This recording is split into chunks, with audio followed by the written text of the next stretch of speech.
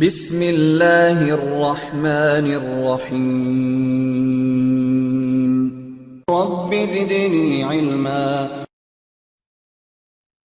إن الحمد لله نحمده ونستعينه ونستغفره ونؤمن به ونتوكل عليه ونعوذ بالله من شرور أنفسنا ومن سيئات أعمالنا من يهده الله فلا مضل له ومن يضلل فلا هادي له وأشهد أن لا إله إلا الله وحده لا شريك له وأشهد أن محمدا عبده ورسوله فإن خير الحديث كتاب الله وخير الهدي هدي محمد صلى الله عليه وسلم وشر الأمور محدثاتها وكل محدثة بدعة وكل بدعة ضلالة وكل ضلالة في النار. قال الله تبارك وتعالى في القرآن المجيد والفرقان الحميد بعد أن أقول أعوذ بالله السميع العليم من الشيطان الرجيم من حمزه ونفخه ونفسه. يا أيها الناس اتقوا ربكم الذي خلقكم من نفس واحدة وخلق منها زوجها وبث منهما رجالا كثيرا ونساء واتقوا الله الذي تساءلون به والأرحام إن الله كان عليكم رقيبا. يا أيها الذين آمنوا اتقوا الله حق تقاته ولا تموتن إلا وأنتم مسلمون. يا أيها الذين آمنوا اتقوا الله وقولوا قولا سديدا يصلح لكم أعمالكم ويغفر لكم ذنوبكم ومن يطع الله ورسوله فقد فاز فوزا عظيما. سبحانك لا علم لنا إلا ما علمتنا إنك أنت العليم الحكيم. رب اشرح لي صدري ويسر لي أمري واحلل عقدة من لساني يفقهوا قولي. الحمد لله خالق الوجود من العدم الذي علم بالقلم علم الإنسان ما لم يعلم والصلاة والسلام على سيد الأشرف الأنبياء المرسلين نبينا محمد وعلى آله وأصحابه أجمعين. اما بعد، فقہ اور اس کی تاریخ. علمی حیثیت سے کتاب و سنت اگر دلائل ہے تو فقہ ان دلائل سے پیدا شدہ نتائج کا نام ہے. زمان نبوت میں خود ذات نبوت صلی اللہ علیہ وسلم فقہ و فتویٰ کا مرکز تھی. آپ صلی اللہ علیہ وسلم کے بعد اکابر صحابہ شریعت کے رازداں اور احکام اسلامی کے محرم تھے. فقہ و فتاویٰ میں آپ علیہ الصلاۃ والسلام کے جانشین تھے. ابن القیم رحمۃ اللہ علیہ نے امام مزنی سے نقل کیا. اب یہ امام مزنی رحمۃ اللہ علیہ کون ہے ساتھیوں؟ ان کا نام تھا اسماعیل ابن یحییٰ ابن اسماعیل ابن عمرو ابن اسحاق. یہ اتنے بڑے عالم دین تھے ساتھیوں، اللہ اکبر. امام شافعی رحمۃ اللہ علیہ نے ان کے متعلق کہا اور امام سبکی نے نقل کیا ہے کہ یہ میرا وہ شاگرد ہے کہ اگر یہ شیطان سے بھی مناظرہ کرے تو اللہ رب العزت اس کو غالب کرے گا اور ابلیس کو مغلوب کر دے گا. اللہ نے اس کو یہ ذہانت اور فطانت سے نوازا. تو یہ امام مزنی رحمۃ اللہ علیہ تھے. 175 ہجری میں جو ہے ان کی ولادت ہوئی اور پھر لگ بھگ 265 ہجری میں جو ہے 264 ہجری میں جو ہے ان کا انتقال ہوا. یعنی جیسا 24 سال کی عمر میں امام شافعی رحمۃ اللہ علیہ جب مصر کی طرف تشریف لے گئے تو امام مزنی رحمۃ اللہ علیہ نے آپ کی صحبت اختیار کی اور بہت ساری کتابیں، حتیٰ کہ اگر آپ دیکھیں گے حال ہی میں چند سال پہلے کی بات ہے، مسجد نبوی کے اندر اور بھی حرمین کے اندر آپ کی جو کتاب ہے شرح السنہ، اس کی جو ہے شرح متعدد اہل علم کی ہے. شیخ طریفی نے، شیخ عبدالرزاق البدر نے، شیخ سعد الشتری نے. آپ انٹرنیٹ پر جائیں گے تو آپ کو مل جائے گی اور اس کا جو ہے کافی سارے آپ کی کتابوں کا ترجمہ بھی ہو چکا ہے الحمدللہ. تو امام مزنی رحمۃ اللہ علیہ امام شافعی رحمۃ اللہ علیہ کے شاگرد تھے اور اللہ رب العزت نے بے انتہا صلاحیتوں سے ان کو نوازا تھا. بلکہ امام شافعی رحمۃ اللہ علیہ نے کہا کہ یہ میرے جو ہے ناصر ہے، یہ میرے معین ہے، یعنی یہ میری مدد کرنے والے. اللہ اکبر. بلکہ اتنے رقیق القلب یعنی اتنے نرم دل تھے، کہتے ہیں امام مزنی رحمۃ اللہ علیہ کہ یہ میری عادت ہے کہ میں مردوں کو اکثر غسل دیا کرتا ہوں صرف ثواب کی نیت سے، تاکہ میرا دل جو ہے نرم رہے، آخرت کی طرف میں راغب رہوں. اور بھی بہت ساری ان کے متعلق باتیں ہیں. اگر آپ ان کا ترجمہ پڑھیں گے، امام ذہبی کی سیر اعلام النبلاء یا امام تذکرۃ الفقہاء آپ پڑھیں گے اور بہت ساری باتیں آپ کو معلوم ہوگی. بہرحال آپ نے بہت ساری کتابیں لکھی اور اس وقت نہیں ہے کہ تمام کتابوں کا ذکر کیا جائے. تو بات یہ عرض کر رہا تھا کہ امام مزنی رحمۃ اللہ علیہ کا قول ابن قیم رحمۃ اللہ علیہ اعلام الموقعین میں نقل کرتے ہیں کہ الفقهاء من عصر رسول صلی اللہ علیہ وسلم الى يؤمن هذا استعملوا المقاعد في الفقه في جامع الاحکام في امر بینهم واجمعوا على ان نظیر الحق حق ونظیر الباطل باطل. یعنی اس دور سے ہی، یعنی اللہ کے رسول صلی اللہ علیہ وسلم کے دور سے ہی، اگلے صفحے پر جائیں، اس دور سے ہی، بلکہ علامہ ابن قیم رحمۃ اللہ علیہ نے ایک دوسرے موقع پر رقم تراز ہے کہ صحابہ اکرام رضوان اللہ تعالی مجمعین احکام میں قیاس سے کام لیتے تھے اور زندگی میں مختلف قوانین کا امثال و اشباہ اور نظائر کی مدد سے معلوم کرتے تھے.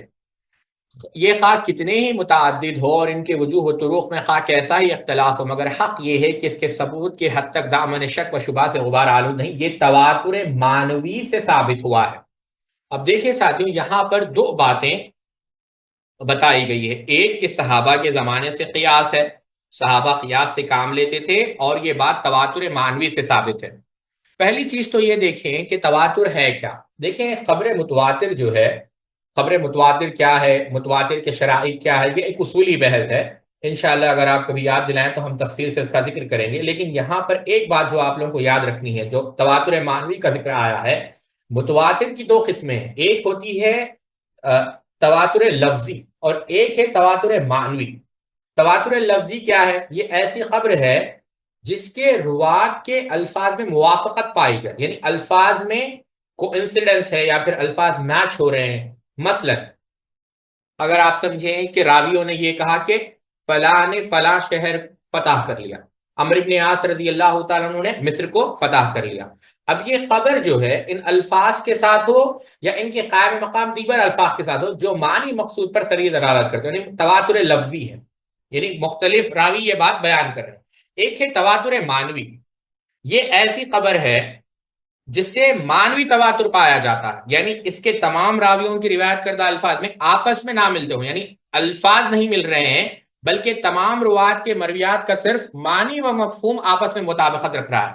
جمال الدین قاسمی، امام نووی رحمہ اللہ نے بھی بہت ساری مثالیں دی ہے، لیکن میں آپ کے سامنے علامہ جمال الدین قاسمی رحمۃ اللہ علیہ جو شام کے بہت بڑے عالم دین گزرے ہیں، وہ کہتے ہیں تواتر معنوی کی کئی مثالیں، اس کی ایک مثال دعا میں ہاتھ اٹھانا ہے۔ نبی کریم صلی اللہ علیہ وسلم سے اس بارے میں تقریباً 100 احادیث روایت کی گئی جن میں دعا میں ہاتھ اٹھانے کا ذکر موجود ہے، لیکن یہ مختلف معاملات سے متعلق ہے اور ہر واقعے میں ہاتھ اٹھانا تواتر سے ثابت نہیں، البتہ تمام معاملات میں جو قدر مشترکہ ہے وہ دعا میں ہاتھ اٹھانا ہے۔ تو اس کا مطلب کیا؟ ہاتھ اٹھانا تواتر معنوی ہے، یہ ایک مثال ہے۔ تو یہاں پر اللہ ابن قیم رحمۃ اللہ علیہ کہتے ہیں کہ صاحب یہ تواتر معنوی آپ سمجھ گئے کہ تواتر معنوی کیا ہے ساتھیوں؟ ایسی خبر جس کے معنوں میں تواتر پایا جاتا ہو، یعنی تمام راوی کے جو روایت کردہ الفاظ ہے، الفاظ تو آپس میں نہیں ملتے لیکن جو اس کا معنی ہے، جو اس کا مفہوم ہے، وہ آپس میں مطابقت رکھتے ہیں۔ رہی بات صحابہ کیا قیاس استعمال کرتے تھے؟ بالکل، اگر آپ اٹھا کر دیکھیں سبل السلام آپ لے لیں، سیدنا عمر رضی اللہ تعالی عنہ نے جب قضاء کے سلسلے میں جو خط سیدنا ابو موسیٰ الاشعری رضی اللہ تعالیٰ عنہ کو دیا تھا، آپ نے کیا کہا؟ واضح طور پر کہا کہ نظائر امثال معلوم کرو، پھر قیاس کرو اور اللہ اور حق سے قریب تر بات کو اختیار کرو۔ نہیں، سیدنا عمر نے یہ بات کس کو کہی؟ سیدنا ابو موسیٰ الاشعری رضی اللہ تعالیٰ عنہ۔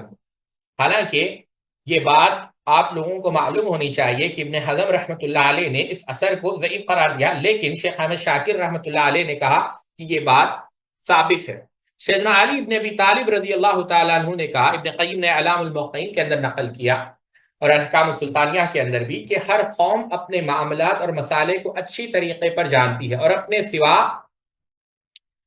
دوسروں پر اتاب کرتی ہے، اور حق اہل و دانش کے یہاں بہم رائے و تمثیل سے معلوم کیا جاتا ہے، یعنی قیاس۔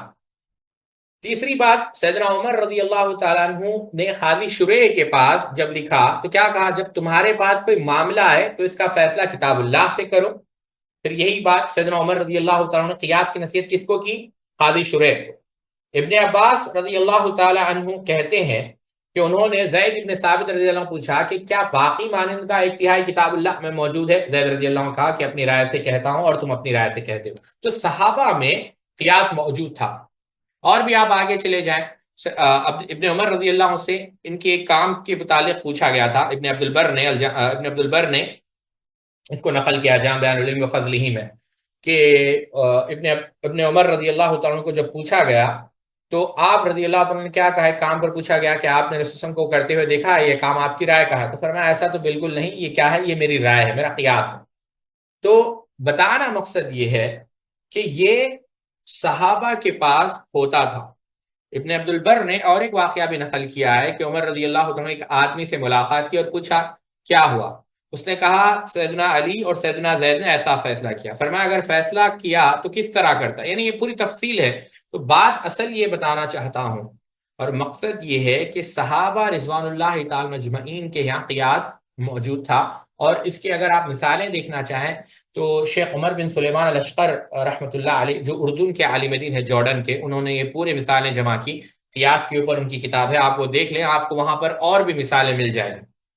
بحث بہت طویل ہو جائے گی، ہم اسی لیے یہاں پر اکتفا کرتے ہیں۔ تو دو باتیں ذکر کی گئی، ابن عبد البر نے جامع بیان العلم میں اور ابن القیم نے اعلام میں فقہ کی پوری تاریخ لکھی ہے۔ مشہور جرمن عالم، یہ عالم تو ہم نہیں کہیں گے، لیکن جو یوں سمجھے آپ مستشرق تھے، یعنی مستشرق سے معنی جو یعنی کارل بروکلمن، ان کا ذکر آیا ہے یہاں پر۔ آپ اگر ان کی کتابیں دیکھیں، ان کی کتابیں اس وجہ سے بھی ایک معنوں میں اہمیت کے حامل ہے کہ عبد الرحمن البدوی جو مصر کے جو ہے فلسفی تھے، انہوں نے لکھا ہے کہ کارل بروکلمن، انہوں نے جو کتاب لکھی تاریخ پر یعنی ادب پر، انہوں نے عربی ادب پر، یہ جو ہے اس کے اندر ہر مصدر مرجع یعنی جتنے بھی معلومات عربی مخطوطات سے متعلق ہے وہ کہاں ہیں، یہ پورے انہوں نے جمع کی۔ تو اس سے یہاں پر اقتباس نقل کیا جا رہا ہے، اور کیا نقل کر رہے ہیں کارل بروکلمن کہ آغاز اسلام میں فقہ کا دائرہ قرآن و سنت تک محدود تھا، اسلام کا دامن جزیرہ عرب سے باہر پھیلا اور مختلف ممالک نے مشرق و مغرب میں اسلامی اقتدار تسلیم کیا، تو حالات و ضروریات زندگی کے لیے کتاب و سنت ناکافی ہوئے۔ یہ غلط الفاظ ہیں۔ علماء نے زندگی کے اس مرحلے پر ان مشکلات پر قابو پانے کے لیے اجتہاد مشرع کیا، اور اس طرح اسلام میں فقہ کا ظہور ہوا، یعنی اسے عقلی تصرف و عمل نے جو معاشرے میں علمی و عملی زندگی کے لیے مختلف فیصلے قیاس اور احکام کے ذریعے معلوم کیے، ان کا نام فقہ و تشریح ہو گیا۔ تاریخ الادب العربی، استاد ایڈورڈ رقم طراز، اسلام میں یہ بھی ایک مستشرق ہے، اسلام میں فتوحات ہونے اور بلاد مفتوحہ کے باشندوں سے سابقہ پڑھنے کی وجہ سے مسلمانوں کو قرآن و سنت کے بارے میں یہ احساس ہو گیا کہ زندگی کے مختلف ادوار میں تفصیل کی حد تک ناکافی ہے۔ اس احساس سے ڈر کر مسلمانوں نے احکام فقہیہ کے لیے اجتہاد کا دروازہ کھولا، اور یہی سے فقہ اور تشریح نے ایک مستقل صورت اختیار کی۔ یہ بھی غلط الفاظ ہے۔ صحیح معنی یہ ہے کہ جیسا جیسا اسلام پھیلتا گیا، بہت سارے مسائل آتے گئے، اور صحابہ رضوان اللہ تعالی مجمعین نے قرآن و سنت کی روشنی میں اجتہاد کیا اور مسائل کو بیان کیا، اور اس کے بہت سارے مسائل ہیں۔ گولزیر، یہ بھی مستشرق ہے، فقہ و اجتہاد پر اسلام کے شروع سے ہی کام شروع ہو گیا تھا، لیکن اس دور کی علمی حیثیت کچھ نمایاں نہ تھی۔ علامہ موصوف نے یہ بھی لکھا، علامہ تو نہیں ہے، فقہا کی رائے میں یہ بھی ضروری ہے کہ تمام مسائل دینی اور دنیاوی میں نبوت کے مقصد اور پیش نہاد کو معلوم کیا جائے، یہ معلوم کر کے اسے دوسرے مسائل کے نظیر کے اگلے صفحے پر جائیں طور پر استعمال کیا جائے۔ اس کا بہترین مصدر صحابہ اکرام رضوان اللہ تعالی مجمعین ہے، یعنی وہ لوگ جن کو نبوت کی صحبت میں رہنے کی سعادت حاصل ہے، جنہوں نے بالمشفع آپ سے احکام سنے اور آپ کو عمل کرتے دیکھا۔ آدمی جتنا ان صحابہ سے قریب ہے، اتنا ہی ان کی حدیثیں اور ان کے اعمال زندگی سے فقہی احکام مستنبط کرنے کی زیادہ سے زیادہ صلاحیت رکھتا ہے۔ اب یہاں پر دیکھیں، ان اقتباسات سے یہ ثابت ہوتا ہے کہ غیر مسلم بھی اس بات کو تسلیم کرتے ہیں کہ جتنا ذخیرہ علم کا ہمارے پاس ہے، اگر آپ فرانس روزنٹال کی کتاب ہے دا ٹرامپ آف نالج، جو فرینچ کے بہت بڑے پروفیسر گزرے ہیں، وہ بھی اس بات کا اعتراف کرتے ہیں کہ جتنا علم کی تعظیم، جتنا تراث یعنی جو لیگیسی ہے علم کے متعلق، یا علمی جو سرمایہ مسلمانوں کے پاس ہے، اور جتنی تعظیم اسلام نے علم کی اور اہل علم کی ہے، کسی مذہب کے پاس یہ پایا نہیں جاتا۔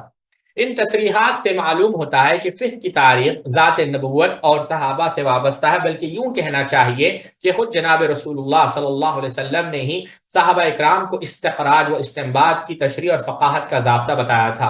ابن عبد البر اور شہرستانی رقم طراز ہے، حضور اقدس حضور انور صلی اللہ علیہ وسلم نے معاذ کو یمن روانہ کیا تو فرمایا، یہ جو کل کی روایت ہے، ہم ترجمہ پڑھ لیتے ہیں کہ معاذ کو یمن روانہ کیا تو فرمایا کہ پیش آفتہ مسائل کا حل کیسے کرو گے؟ معاذ نے کہا اللہ تعالیٰ کی کتاب سے تلاش کروں گا۔ فرمایا اگر کتاب اللہ میں نہ ملا تو کیا کرو گے؟ بولے آپ صلی اللہ علیہ وسلم کی سنت کے ذریعے کروں گا۔ فرمایا اگر سنت بھی نہ ملے تو کیا کرو گے؟ بولے کہ اجتہاد کروں گا۔ اس میں اللہ کے رسول صلی اللہ علیہ وسلم نے دلائل کی حیثیت سے کتاب اللہ اور سنت اور قیاس کی تصریح فرمائی، اور معاذ رضی اللہ تعالیٰ عنہ کا جواب سننے کے بعد فرمایا اللہ کا لاکھ لاکھ شکر ہے جس نے اپنے نبی صلی اللہ علیہ وسلم کے داعی کو مرضی رسول تک پہنچنے کی توفیق عطا فرمائے۔ اب یہ روایت ہے، کل ہم نے ذکر بھی کیا، اور شیخ البانی رحمۃ اللہ علیہ نے اس کا کیا جواب دیا وہ بھی ہم نے آپ لوگوں کے سامنے ذکر کیا۔ ایک بات یہاں پر جو کل ذکر نہیں کی گئی تھی وہ میں بتانا چاہوں گا۔ اول، حارث ابن عمرو جو ہے مجہول ہے۔ دوسری بات، اصحاب معاذ یعنی سیدنا معاذ ابن جبل رضی اللہ عنہ کے ساتھیوں کی جہالت، مجہول ہونا ہے۔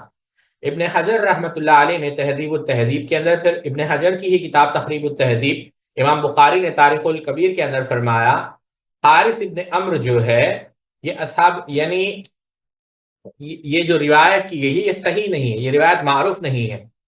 آپ سمجھ رہے ہیں؟ امام ترمذی رحمۃ اللہ علیہ کہتے ہیں کہ اس حدیث کو ہم نہیں جانتے مگر اس سند سے، اور میرے نزدیک اس کی اسناد متصل نہیں ہے یعنی منقطع ہے۔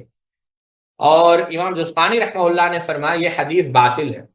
امام الجوزی رحمۃ اللہ علیہ فرماتے ہیں یہ حدیث صحیح نہیں ہے، اگرچہ تمام فقہاء اس روایت کو اپنی کتب میں بیان کرتے ہیں اور اس پر اعتماد بھی کرتے ہیں، اور قسم ہے مجھے کہ اگرچہ اس کا معنی درست ہے لیکن بات یہ ہے کہ اس کا ثبوت معروف نہیں، اس لیے کہ حارث بن عمرو مجہول ہے، اور معاذ رضی اللہ عنہ کے اصحاب ساتھی اہل حمص میں تو وہ بھی پہچانے نہیں جاتے، یعنی معروف نہیں ہے، مجہول ہے۔ امام ذہبی رحمۃ اللہ علیہ میزان الاعتدال کے اندر کہتے ہیں ابو اون محمد بن عبد اللہ الثقفی نے اس روایت کو حارث ابن عمرو سے بیان کرنے میں تفرد کیا، یعنی وہ منفرد ہے، اور ابو اون کے علاوہ الحارث سے کسی نے روایت نہیں کیا، مجہول ہے۔ ابن حجر کہتے ہیں کہ ابن حزم رحمۃ اللہ علیہ نے فرمایا یہ حدیث صحیح نہیں، اس لیے کہ حارث مجہول ہے اور اس کے شیوخ اساتذہ پہچانے نہیں جاتے، یعنی مجہول ہے۔ اور بعض لوگوں نے اس حدیث کے تواتر کا دعویٰ کیا ہے، اور یہ غلط، جھوٹ ہے، بلکہ یہ تواتر کی ضد ہے، اس لیے کہ حارث سے اس روایت کو ابو عون کے علاوہ کسی نے بیان نہیں کیا، تو کس طرح یہ روایت متواتر ٹھہری۔ عبدالحق اشبیلی رحمۃ اللہ علیہ فرماتے ہیں یہ روایت کسی صحیح طریق سے نہ مسند ہوئی ہے نہ پائی جاتی ہے، اور ابن طاہر نے اس حدیث پر کلام پر مشتمل اپنی منفرد تصنیف فرمائی ہے۔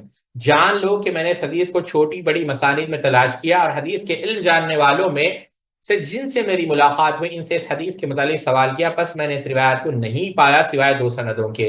یہ بات شیخ البانی رحمہ اللہ کی اگر آپ ضعیفہ بھی پڑھیں گے تو شیخ البانی رحمہ اللہ نے کہا کہ اس سند میں تین علتیں ہیں، پہلی ارسال، دوسری مجہول ہے کون، حارث بن عمرو، تیسری اصحاب معاذ کی جہالت یعنی وہ بھی مجہول ہے۔ امام مزی رحمہ اللہ نے تحفۃ الاشراف میں اس روایت کو ذکر کیا، خطیب بغدادی رحمہ اللہ نے بھی اس کا ذکر کرنے کے بعد، یہ پوری بحث ہے۔ تو بتانا مقصد یہ ہے کہ یہ روایت ضعیف ہے اہل علم کے نزدیک، بعض نے اس کو حسن قرار دیا، لیکن یہ اس پر کلام ہے، یہ اصل چیز بتانا مقصد تھا جو کل ہم ذکر کرنا بھول گئے۔ چلیں آگے بڑھتے ہیں کہ بات یہ عرض کر رہا تھا، فاروق اعظم رضی اللہ تعالیٰ نے قاضی شریح کو منشور قضا روانہ کیا تھا، اس میں اجماع کا بھی تذکرہ فرماتے ہیں، جب تمہارے پاس کوئی معاملہ آئے تو قرآن کے ذریعے فیصلہ کرنا، قرآن میں نہ ملے تو سنت رسول صلی اللہ علیہ وسلم کے ذریعے، اگر ان دونوں میں نہ ملے تو اجماع یعنی لوگوں کا، تو پھر صحابہ کے اجماع کے ذریعے فیصلہ کرنا،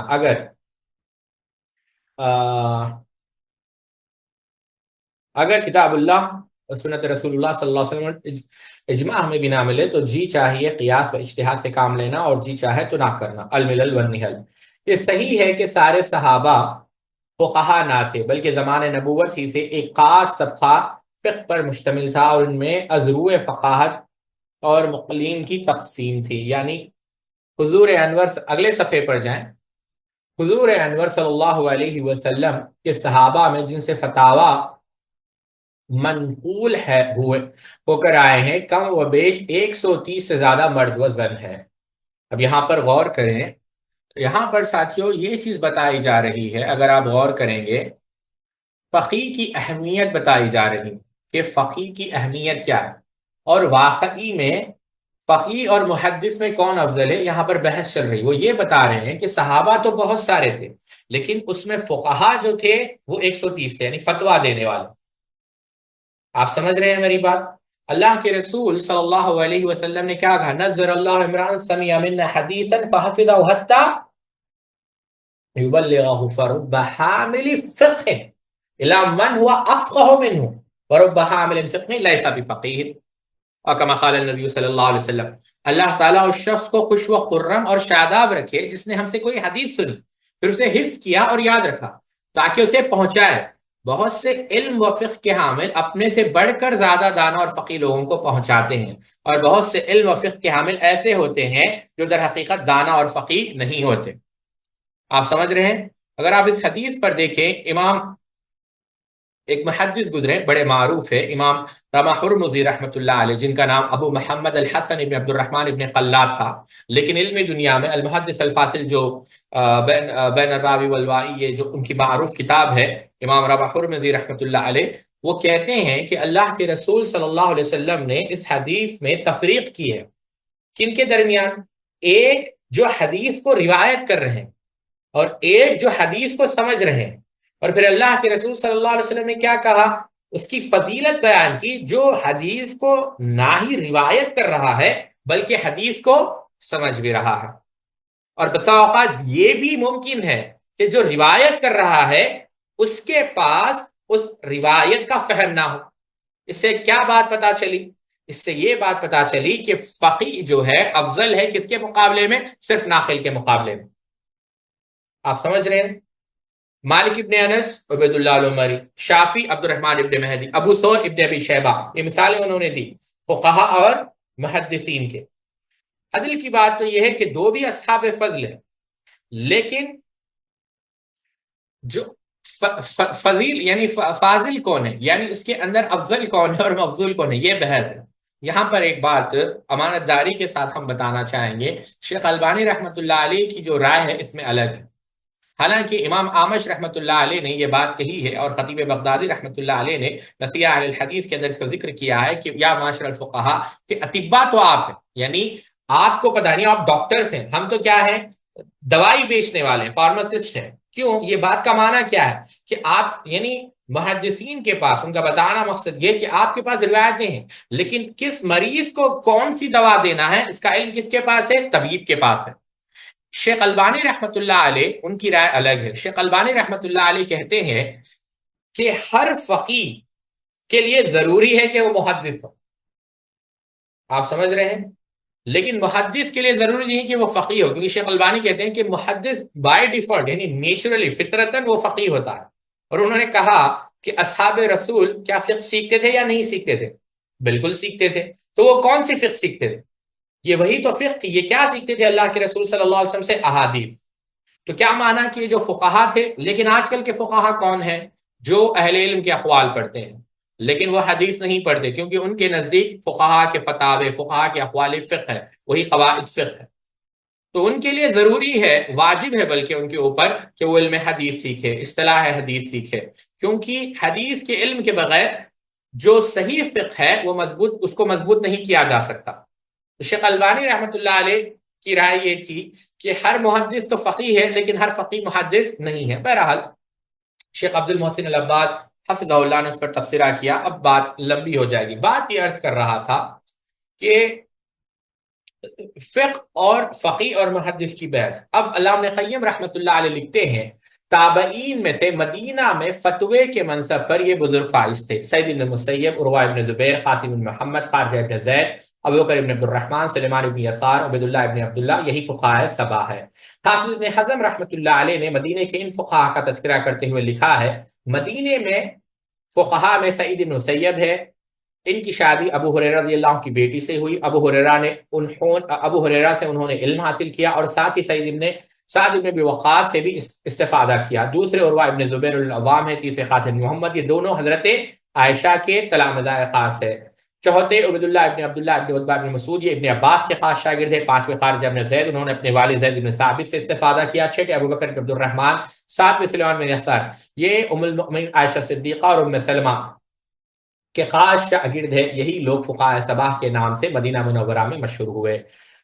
حکیم الامت شاہ ولی اللہ محدث دہلوی نے فقہ کی تعریف پر مختصر تبصرہ کیا، فرماتے ہیں علم الفقہ اور فتاوے کا دار و مدار خلفاء راشدین کے زمانے میں فاروق اعظم کے ذات گرامی تھی، پھر فقہاء سبا، فقہاء صحابہ، ام المؤمنین عائشہ، ابن عباس، ابن عمر وغیرہ اس دائرہ علمیہ کے مرکز تھے۔ صحابہ کے اس عمل جلیل کے ذمہ داری کا بار فقہاء سبا کے کاندھوں پر تھا۔ ان کے بعد ان کے تلامذہ نے اس دائرہ علمی میں کام کیا، جیسے زہری، یحییٰ بن سعید الانصاری، یزید بن اسلم وغیرہ۔ ان سب کی علمی وراثت امام مالک کو ملی، انہوں نے ان کی حدیثوں اور فتاووں کو سینوں سے نکال کر صحیفوں میں جمع و دم کیا، نہیں موطا کے اندر۔ المصوع یہ شاہ ولی اللہ محدث دہلوی کی موطا کی شروحات ہے، اور بڑی دلچسپ اس کی جو ہے داستان ہے کہ کیسے شاہ ولی اللہ محدث دہلوی رحمۃ اللہ علیہ حج پر گئے، ابو طاہر ابراہیم الکردی المدنی سے جو علم حاصل کیا، پھر دہلی آئے اور پھر موطا کی شرح لکھی۔ دو شروحات ان کی ہے، ایک عربی میں ہے اور ایک فارسی میں ہے، جو موطا کی شرح انہوں نے لکھی، اور وہیں سے اور بڑی دلچسپ داستان ہے، انشاءاللہ کبھی ہم سنائیں گے انشاءاللہ۔ یہ زمانے فقہائے سبا تک فقہ کی مختصر تاریخ ہے۔ اس آئینے میں فقہائے سبا کا فقیہانہ چہرہ پوری صفائی کے ساتھ نظر آتا ہے۔ اگلے صفحے پر جائیں۔ فقہائے سبا کے زمانے میں مدارس فقہ، یہ مدنی اکیڈمی ہے، لیکن اس کے ساتھ دوسرے شہروں میں بھی یہی اکیڈمی قائم ہوئی۔ مکہ مکرمہ جہاں سے وحی نبوت کا آغاز ہوا، حضور صلی اللہ علیہ وسلم نے پہلے نبوت کے 13 سال گزارے، پہلی اور دوسری صدی کے آغاز میں بھی یہ دارالعلم تھا۔ امام ذہبی رحمۃ اللہ علیہ لکھتے ہیں الاعلان کے اندر کہ عہد صحابہ میں یہاں علم کم تھا، صحابہ کے آخری دور میں یہاں کثرت ہوئی۔ عہد تابعین میں مجاہد ابن جبر، عطا ابن ابی رباح، ابن ابی ملیکہ ہوئے، یعنی مکے کے اندر۔ مکے کی یہ علمی اکیڈمی اکرمہ، عطا اور مجاہد کے دم سے قائم تھی۔ اب یہاں پر بتا رہے ہیں مکے کی حالت کیا تھی۔ اگر آپ کوفہ، یہ وہ عظیم الشان شہر ہے جو عہد مرتضیٰ، کیا؟ جو عہد مرتضیٰ، عہد مرتضیٰ یعنی سیدنا علی رضی اللہ تعالیٰ عنہ۔ اور سیدنا علی رضی اللہ عنہ کو مرتضیٰ کیوں کہا جاتا تھا؟ امام قادینی رحمہ اللہ نے بارقہ محمودیہ کے اندر ذکر کیا کہ آپ کو مرتضیٰ اس لیے کہا جاتا تھا کہ اللہ کے رسول صلی اللہ علیہ وسلم نے آپ کا انتخاب کیا۔ جب غزوہ تبوک کو آپ جا رہے تھے تو ریپلیسمنٹ کے طور پر، استخلاف کے لیے کس کا انتخاب کیا؟ سیدنا علی رضی اللہ عنہ۔ اور آپ نے کیا کہا کہ تمہارا اور میرا رشتہ نہیں، تمہاری اور میری مثال، تم میرے لیے اس طرح ہو جس طرح ہارون علیہ السلام کس کے لیے تھے؟ موسیٰ علیہ السلام کے لیے۔ ہاں، میرے بعد کوئی نبی نہیں ہے۔ تو سیدنا علی رضی اللہ واللہ عالم، یہ ایک وجہ بتائی جاتی ہے کہ سیدنا علی رضی اللہ تعالیٰ عنہ کو مرتضیٰ کہا گیا۔ یہ وہ عظیم الشان شہر ہے یعنی کوفہ جو عہد مرتضیٰ سے لے کر بغداد کی تعمیر تک وسعت و کثرت و حدیث و فقہ میں تمام، یعنی اللہ اکبر، تمام بلاد اسلام میں ممتاز تھا۔ علامہ نووی نے دارالفضل والفضلاء یعنی یہ فضل والا، فاضلوں یعنی جو کیا کہتے ہیں، بہت یعنی نوبل پیپل، یعنی اصحاب فضل کا یہ مرکز تھا۔ مجد الدین فیروز آبادی نے قبۃ الاسلام، اسلام کا منبع تھا، لکھا امیر المؤمنین سیدنا علی رضی اللہ عنہ نے شہر کو دارالخلافہ بنا، کیپٹل بنایا۔ علامہ ابن تیمیہ رحمۃ اللہ علیہ لکھتے ہیں سیدنا علی کا علم اور آپ کی فقہ آپ کے زمان قیام کوفہ میں ظاہر ہوئی۔ ایک دوسرے منہاج السنہ کے اندر ایک دوسرے موقع پر لکھتے ہیں اہل کوفہ سیدنا علی کے آنے سے پہلے سعد بن ابی وقاص، عبداللہ ابن مسعود، عمار بن یاسر، ابو موسیٰ الاشعری سے علم کا استفادہ کر چکے تھے، جن کو حضرت عمر رضی اللہ عنہ نے کوفہ روانہ کیا تھا۔ نیز کوفہ والوں نے قرآن عبداللہ ابن مسعود رضی اللہ عنہ سے حاصل کیا۔ یہ لوگ مدینہ جا کر حضرت عائشہ اور حضرت عمر سے بھی علم حاصل کرتے تھے۔ کون؟ اہل کوفہ۔ کوفہ کا دائرہ علمیہ جن لوگوں سے قائم تھا، ان کے نام یہ علقمہ ابن قیس، مسروق، شریح، ابو عمرو عامر الشعبی، حبیب ابن ثابت، سعید بن جر، یہ کوفہ کے بہت بڑے علماء تھے۔ یہاں پر آپ دیکھیں ایک بات جو میں آپ لوگوں کو سمجھانا چاہوں گا، سیدنا عمر رضی اللہ تعالیٰ عنہ کا عمل دیکھیں۔ ہم دمشق کا جب موضوع اٹھائیں گے تو ہم وہاں پر دیکھیں گے۔ مصر، اب آتے ہیں کوفہ، مکے کا ذکر ہوا، کوفہ کا مصر، یہاں 300 صحابہ کے قدم آئے۔ حافظ سیوطی رحمۃ اللہ علیہ، اللہ اکبر، یہ کون ہے؟ امام سیوطی رحمہ، ان کی کتاب ہے در الصحابہ فی من دخل مصر من الصحابہ، یہ کتاب ہے ان کی۔ اور اس کتاب کے اندر، یہ کتاب اگر آپ پڑھنا چاہیں تو یہ کتاب آپ ضرور پڑھیں، یہ کتاب موجود ہے، میں اس کی لنک یہاں پر ڈال دیتا ہوں، آپ دیکھیں۔ وہاں پر سیدنا امام سیوطی رحمۃ اللہ علیہ نے ان صحابہ کا ذکر کیا جو کم و بیش 300 صحابہ جو کہاں تشریف لائے تھے؟ مصر تشریف لائے۔ اگلے صفحے پر جائیں۔ حافظ ذہبی رحمۃ اللہ علیہ لکھتے ہیں مصر ایک عظیم شہر، مصر ایجپٹ، مصر ایک عظیم شہر اور وسیع ہے۔ اس کو عمرو ابن عاص رضی اللہ تعالیٰ عنہ نے حضرت عمر رضی اللہ عنہ کے زمانے میں فتح کیا۔ صحابہ یہاں آئے، تابعین کے زمانے میں یہاں علم کی کثرت ہوئی۔ یہ علمی اکیڈمی عبداللہ ابن عمرو کے شاگرد یزید ابن حبیب کے دم سے قائم تھی، اور ان کے بعد ان کے مشہور شاگرد لیث ابن سعد۔ ٹھیک ہے، اب دمشق، ڈیمسکس، the capital of Syria، خلفائے بنو امیہ کا پائے تخت ہے۔ حافظ ابن عساکر رحمۃ اللہ علیہ تاریخ دمشق میں لکھتے ہیں ملک شام میں 10,000 صحابہ ایسے آئے جن کی آنکھوں نے حضور صلی اللہ علیہ وسلم کا چہرہ اقدس دیکھا تھا۔ امام ذہبی رحمۃ اللہ علیہ لکھتے ہیں حضرت عمر نے شام کی طرف قرآن و سنت سکھانے کے لیے معاذ ابن جبل، عبادہ ابن ثابت رضی اللہ عنہ کو روانہ کیا۔ اس اکیڈمی کی سربراہی یہ اکابر کار ہے۔ عبد الرحمن ابن غنم، ابو ادریس خولانی، معقول، یہ کہاں ہے؟ یہ کس اکیڈمی سے تعلق رکھنے والے ہیں؟ دمشق کی۔ یہ فقہاء کے زمانے میں مختلف شہروں میں علمی مرکز تھے، یعنی یہ علمی مرکز تھے۔ یہاں پر ایک بات میں آپ لوگوں کو بتانا چاہوں گا، سیدنا عمر رضی اللہ تعالیٰ عنہ نے اپنا لشکر مصر کو بھیجا، لیکن مصر کو سیدنا عمر رضی اللہ تعالیٰ عنہ نے صرف مجاہدین، سپہ سالار، جنرل نہیں بھیجے، علماء، فقہاء، مجتہدین، محدثین بھیجے۔ یہی وجہ ہے جب مصر فتح ہوا عمرو ابن عاص رضی اللہ تعالیٰ عنہ کے ہاتھوں، اس وقت مصر کے اندر 1200 مساجد تعمیر کی گئی۔ صرف 1200 مساجد کس لیے؟ 5 وقت نماز پڑھانے کے لیے نہیں، دین کی تعلیم کے لیے، اسلام کی نشر و اشاعت کے لیے۔ اور آپ تاریخ کو اگر پڑھیں ایک الگ زاویے سے یا دوسرا رخ دیکھیں تو جب مسلمانوں کا لشکر کہاں آیا؟ بر صغیر آیا، ہندوستان آیا، تو وہ کیوں آئے تھے؟ دین کی نشر و اشاعت کے لیے یا پھر اپنی سیاست کو، اپنی زمین کو وسعت دینے کے لیے؟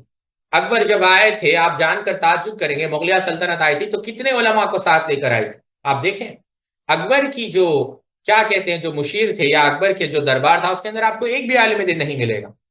آج بھی مصر میں دیکھیں، مصر کا حال کیا ہے؟ ازہر یونیورسٹی موجود، 1000 سال ہو چکے ہیں، ہزاروں علماء، ہزاروں فقہا، ہزاروں مجتہدین وہاں سے نکل رہے ہیں۔ اور آپ جان کر تعجب کریں گے عربی ان کی مادری زبان نہیں تھی، لیکن آج مصر کی مادری زبان عربی ہے۔ لیکن آپ مغلیہ سلطنت کو دیکھ لیں، یہاں پر کیا حال ہے؟ تو بتانا مقصد یہ ساتھوں علم کی کیسی نشر و اشاعت کی اور علم کو کتنی توجہ دی اس دور کے علماء نے بھی اور حکمرانوں نے بھی، یہ بات غور کریں آپ۔ چلیں بات اس طرف نہ جائیں، مدینہ میں فقہ کا ارتقاء اور اس کے عوامل۔ یہ حقیقت ہے کہ صحابہ میں سب کے سب اہل فقہ و فتاوی نہ تھے۔ اہل علم صحابہ بھی 2 حصوں میں منقسم تھے، کچھ روایت حدیث کا کام کرتے تھے اور کچھ نے استنباط و تفقہ و تدبر فی النصوص اور استخراج احکام کو اپنایا تھا۔ ابن قیم رحمۃ اللہ علیہ نے تصریح کی ہے علماء صحابہ کی 2 قسمیں ہیں، علماء صحابہ کی حفاظ حدیث اور فقہاء اسلام۔ حفاظ کا کام نبوت کی راہ سے آئے ہوئے علمی سرمایہ کو محفوظ رکھنا تھا، اور فقہاء کا مشن استنباط احکام اور حلال و حرام کے قواعد کو منضبط کرنا اور زندگی کے مختلف گوشوں میں لوگوں کی رہنمائی کرنا ہے۔ اس کی بہترین مثال ابو ہریرہ رضی اللہ عنہ ابن عباس ہے۔ ابو ہریرہ رضی اللہ تعالیٰ عنہ ذخیرہ حدیث کے اگر محافظ ہے تو ابن عباس رضی اللہ عنہ فہم قرآن و حدیث اور استنباط میں نابغہ روزگار ہے۔ اگلے صفحے پر جائیں، ایک دوسری تصنیف میں لکھتے ہیں، یہاں پر اختصار کے ساتھ ذکر کیا گیا ہے الوابل السیب، لیکن اگر آپ تفصیل سے پڑھیں گے وابل السیب اصل کیا بتایا ہے ابن قیم رحمۃ اللہ علیہ۔ ابن قیم رحمۃ اللہ علیہ نے الوابل السیب کے اندر جو حدیث ہے اللہ کے رسول صلی اللہ علیہ وسلم کی، مثل ما بعثنا اللہ به من الهدى والعلم كمثل غيث اصاب ارضا وكان منها نقية كطائفة قبلت الماء انبتت الكلا والأشبع الكثيرة وكان منها طائفة أجادب أمسكت الماء فسق الناس وزرعوا وأصاب منها طائفة أخرى إنما هي قيان لا تمسك ماء ولا تنبت كلا فذلك مثل من فقه في دين الله تعالى ونفه ما بعثني الله به فعلم وعلم ومثل من لم يرفع بذلك رأسا ولم يقبل حد الله الذي ارسلت به اور كما قال النبی صلی اللہ علیہ وسلم۔ صحیح بخاری کے اندر مختلف الفاظ کے ساتھ یہ حدیث ہے، اللہ تعالیٰ نے جو علم و ہدایت دے کر مجھے بھیجا ہے اس کی مثال بارش کی ہے، جو زمین پر برسی تو اس کے بعد خطے بہت ہی پاکیزہ و بہتر تھے، جنہوں نے بارش کو قبول کیا اور بے شمار چارہ و گھاس اگا دیا، اور بعض خطے خشک تھے جنہوں نے اگایا تو کچھ نہیں، البتہ اپنے اندر پانی کو محفوظ کر رکھا جس سے لوگوں نے خود بھی پیا اور کھیتیوں کو بھی پلایا، اور بعض ٹکڑے قبر یعنی بنجر تھے، چٹیل میدان تھے، جنہوں نے نہ پانی کو محفوظ رکھا نہ گھاس اگائی۔ تو یہی مثال اس شخص کی ہے جس نے دین الہی کو سمجھا اور نہ ہی شریعت سے وہ فائدہ اٹھانا حاصل نہ کیا۔ بہرحال یہ حدیث ہے۔ اب یہاں پر دیکھیں ابن قیم رحمۃ اللہ علیہ کیا لکھتے ہیں، کہتے ہیں کہ اللہ کے رسول صلی اللہ علیہ وسلم اس حدیث میں لوگوں کو 3 طبقوں میں تقسیم کیا۔ پہلا طبقہ ورثاء رسول صلی اللہ علیہ وسلم، خلفاء انبیاء کا ہے، جنہوں نے دین کو سیکھا، اس پر عمل کیا اور لوگوں کو بھی اس کی دعوت دی۔ یہی وہ لوگ ہیں جو رسول اکرم صلی اللہ علیہ وسلم کے صحیح و کامل پیروکار اور یعنی پیروار اور زمین کے اس بہترین طبقے کے قائم مقام ہے، جو پاک و صاف ہو اور پانی کو اپنے اندر جذب کر کے گھاس وغیرہ اور بے شمار چارہ پیدا کرے، تو وہ بنفس سے خود بھی پاک و صاف ہے، اور لوگوں نے بھی اس سے فائدہ اٹھا کر اپنے قحط و خوشحالی کو رفع کر لیا۔ اور یہ وہ لوگ ہیں جن کے اندر بصیرت دینی، قوت نفاذ یعنی قوت دعوت دونوں موجود ہے، اور اس لیے وہ انبیاء اکرام کے وارث قرار پائے، جن کے متعلق اللہ تعالیٰ نے ارشاد فرمایا وَاذْكُرْ عِبَادَنَا ابراہیم واسحاق ویعقوب اولي الایدی والابصار، اور ہمارے بندوں ابراہیم و اسحاق و یعقوب کو یاد کیجئے جنہیں قوت بصیرت و عنایت کی گئی، قوت و بصیرت عنایت کی گئی۔ یہاں ابصار سے دینی بصیرتیں مراد ہیں، تو دینی بصیرت سے حق و معرفت، یعنی ایدی سے مراد اللہ کے دین کے سلسلے میں قوت و طاقت ہے، اور ابصار سے مراد اللہ عز و جل کے دین کی بصیرتیں ہیں اور ادراک حاصل ہوتا ہے، اور قوت و طاقت سے اس کی تبلیغ و دعوت اور اس کا نفاذ ہو سکتا ہے۔ لہٰذا اس طبقے میں قوت حفظ و قوت فہم، استنباط فقاہت، دینی و بصیرت و تعویلی و تفسیری سب موجود ہوتی ہے، جو نصوص سے علوم کو دریا بہاتے ہیں، یعنی نصوص سے علوم کے دریا بہاتے ہیں، یعنی یہ وہ علماء ہیں جو قرآن و حدیث کو سمجھتے ہیں، جو قرآن و حدیث کی تفہیم رکھتے ہیں، اور وہاں سے ایسے مسائل، ایسے اجتہادات، ایسے مسائل کا استخراج کر کے دریا بہا دیتے ہیں، اس سے استنباط کر کے بے شمار قزینے و دفنینے باہر نکال کر رکھ دیتے ہیں، اور استنباط مسائل کے متعلق اللہ تعالیٰ کے جانب سے انہیں فہم خاص عنایت کیا گیا ہے۔ اللہ تعالیٰ ہم سب کو یہ فہم عطا کرے، آمین۔ جیسا کہ امیر المؤمنین سیدنا علی رضی اللہ تعالیٰ سوال کیا، جواب میں فرماتے ہیں جو آپ سے دریافت کیا گیا ہے، کہتے ہیں کیا رسول اللہ صلی اللہ علیہ وسلم تمہیں دوسرے لوگوں کے علاوہ کوئی خاص چیز بھی عنایت کی؟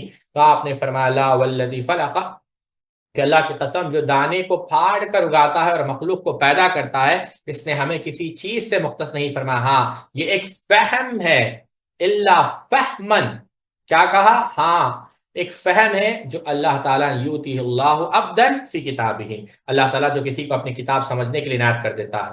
تو یہ فہم اس گھاس اور بے شمار چارہ کے قائم مقام ہے جو زمین سے اگتا ہے۔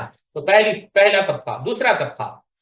دوسرا طبقہ یہ ابن قیم رحمۃ اللہ علیہ کے الفاظ ہیں، اور یہی وہ فہم ہے جو پہلے اور دوسرے طبقے میں حد فاصل ہے، یعنی دس از دا ڈفرینشیٹنگ فیکٹر، اور دونوں کو ایک دوسرے سے ممتاز و جدا کرتا ہے، کیونکہ ان کا کام صرف نصوص کو حفظ کرنا اور ضبط و اتقان سے اسے محفوظ کرنا ہوتا ہے۔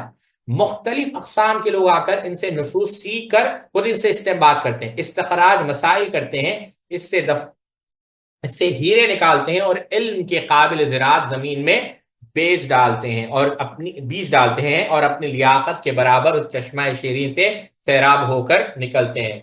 قد علم کل اناس مشربہم، ہر آدمی، سورہ بقرہ، ہر آدمی نے اپنے اپنے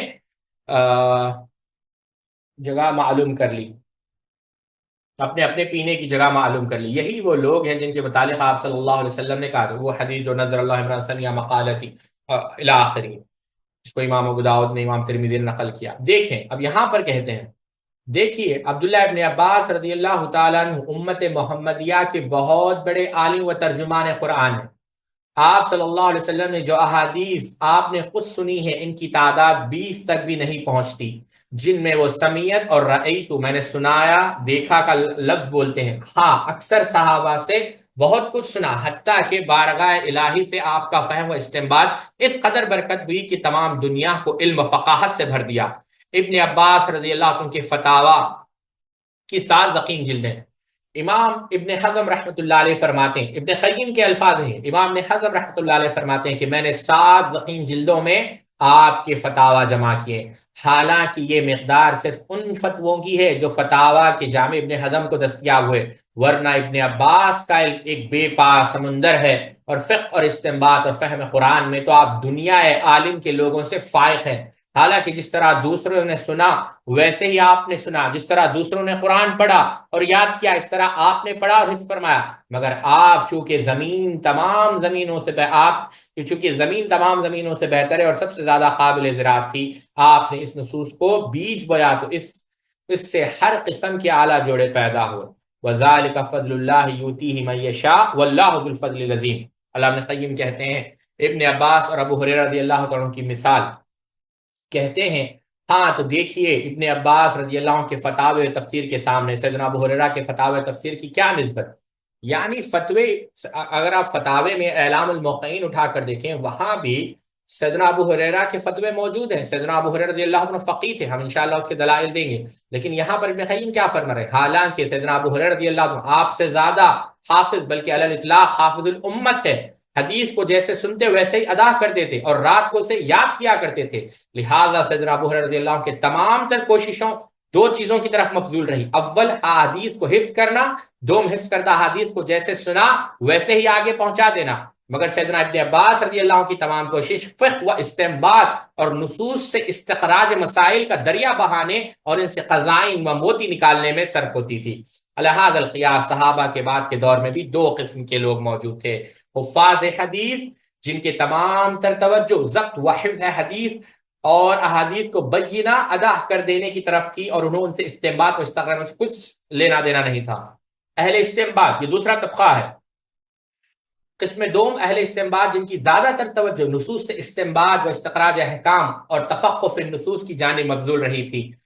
قسم اول میں ابو زرع، ابو حاتم، ابن ورا، اور یعنی مثلا بندار، محمد ابن بشار اور امر ناقد، عبد الرزاق، اور ان سے پہلے ائمہ مثل محمد ابن جعفر، سعید ابن ابی عروبہ وغیرہ شامل ہے، جو صرف اہل ضبط و اتقان اور حفاظ حدیث تھے، نہ الفاظ نصوص میں کسی قسم کا تصرف کرتے تھے اور نہ ہی سے استنباط و استخراج احکام کرتے تھے۔ قسم دوم میں امام مالک، امام شافعی، امام اوزاعی، امام اسحاق، امام ابن حنبل، امام بخاری، امام ابو داؤد، امام محمد بن نصر المروزی وغیرہ شامل ہیں، جو روایت و درایت دونوں کے جامع تھے، روایت کے ساتھ تفقہ و استنباط کے بھی جامع تھے۔ غرض یہ کہ یہی دونوں گروہ ہے جو خلقت یعنی تخلیق سے زیادہ شریعت محمدی صلی اللہ علیہ وسلم سے سعادت افروز ہوئے، یعنی اللہ کی مخلوق میں اللہ نے ان کو سعادت سے نوازا اور سب سے زیادہ فائدہ اٹھایا، اور انہی لوگوں نے ان سے لبیک کہا اور قبول کیا۔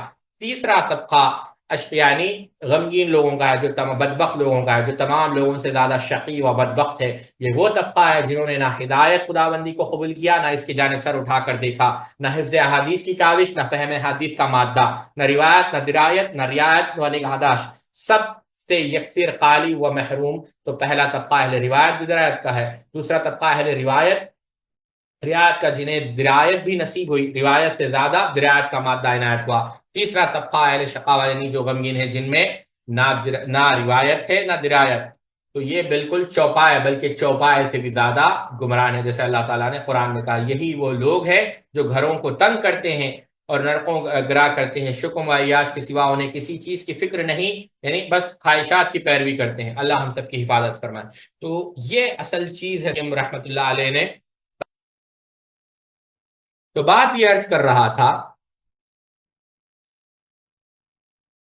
ایک دوسری تصنیف میں لکھتے ہیں فقہائے سبا، یہ تو الوابل السیب کی بحث ہو گئی، فقہائے سبا ان صحابہ پر جو حفظ و روایت میں یگانہ تھے تنقید بھی کرتے تھے۔ حافظ زرکشی نے علی باغ اور حافظ سیوطی نے عین الاصابہ میں حضرت عائشہ رضی اللہ عنہ کے ایسے تعاقبات کتابی شکل میں جمع کیے ہیں۔ یہاں پر تنقید سے مراد یہ نہیں ہے کہ نعوذ باللہ من ذالک، تنقید سے مراد یہ کہ یہ صرف روایت کرتے ہیں، روایت نہیں۔ ام المؤمنین عائشہ صدیقہ رضی اللہ تعالیٰ عنہ نے جہاں پر بعض صحابہ سے علمی اختلاف ہوا اور گرفت کی دلائل کی روشنی میں اس کو جمع کیا گیا۔ یہ لفظ تنقید بھی کرتے تھے ان صحابہ پر جو صرف حفظ کرتے تھے، یہ بالکل ایک بے اصل بات ہے، اس کو سمجھے آپ۔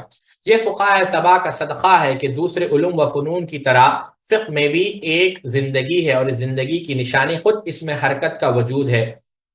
بروکلمن یعنی کارل بروکلمن نے کہا مدینے میں عقلی حرکت اموی دور حکومت کے اوائل میں ہوئی، اور احکام اور تشریح میں اہل مدینہ کا عرف بعض مواقع پر رومیوں کے عمل سے ہم اہم تھا، اس لیے فقہائے مدینہ نے اس عرف کو اسلام کے سانچے میں ڈھالنا شروع کیا، اور فقہائے مدینہ کا مسلک اس موضوع پر یہ تھا کہ وہ کسی بھی عمل کے بارے میں جائز اور ناجائز ہونے کا حکم تلاش کریں، اور بس اسی لیے ان فقہا کے احکام میں تشریح و فقہ کی بانسبت اخلاقی مواعظ کی زیادہ جھلک ہے۔ غالباً تشریح اور فقہی زندگی کے اس ارتقاء کو اخلاقی مواعظ کہنے کی وجہ یہ ہے کہ صدر اول میں فقاہت کا اطلاق زاہدانہ زندگی پر ہوتا ہے، اس لیے زاہد فی الدنیا اور راغب الآخرہ کو فقیہ کہتے ہیں۔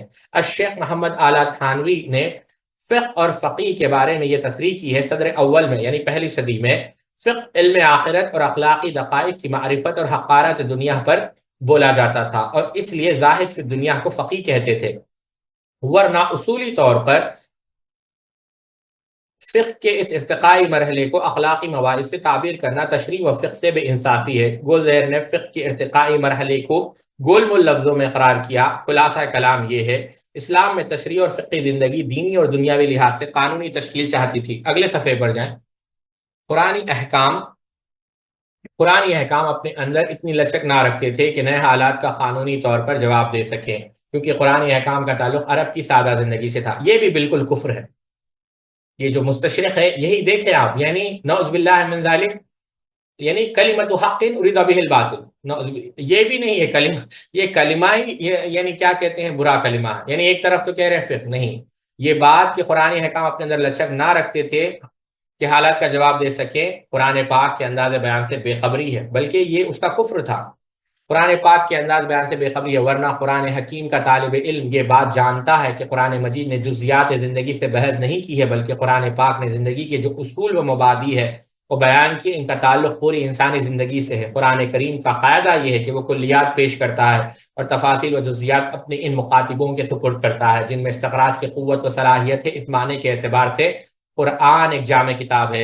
امام بخاری رحمۃ اللہ علیہ نے جامعیت کی یہ تشریح کی ہے، یہ امام بخاری کی تشریح نہیں ہے، یہ امام ابن رجب نے الجامع العلوم والحکم یہاں پر اللہ کے رسول صلی اللہ علیہ وسلم نے جوامع الکلم کا ذکر کیا۔ ابن شہاب الزہری رحمہ اللہ کہتے ہیں ان اللہ یجمع الامور الکثیرہ التي كانت تكتب في الكتاب، یعنی اس کا اگر آسان انداز میں کہا جائے امر الواحد، یعنی پھر اس کے بعد امرین، یعنی یہ کہا گیا محمد ابن شہاب الزہری رحمہ اللہ نے کہ اللہ رب العزت نے جو پچھلی کتابوں میں جو احکامات تھے، اللہ رب العزت نے جو اللہ کے رسول کو جوامع الکلم عطا کیے ہیں، تو یعنی ایک ہی امر میں، ایک ہی حکم میں بہت سارے حکموں کو جمع کر دیا گیا ہے۔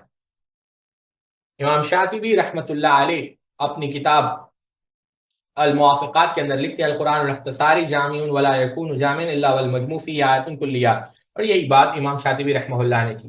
گولزیر کا یہ کہنا بھی درست نہیں کہ قرآنی احکام کا تعلق صرف عرب سے، کیونکہ قرآن کی ایک سے زیادہ آیات اس بات کی گواہ ہے کہ حضور صلی اللہ علیہ وسلم رسالت کا جو منصب لے کر آئے اس میں عرب و غیر عرب کی کوئی تقسیم نہیں ہے۔ دراصل حوادث و واقعات خود ہی فقہی ارتقاء کی سب سے بڑی ضمانت ہے۔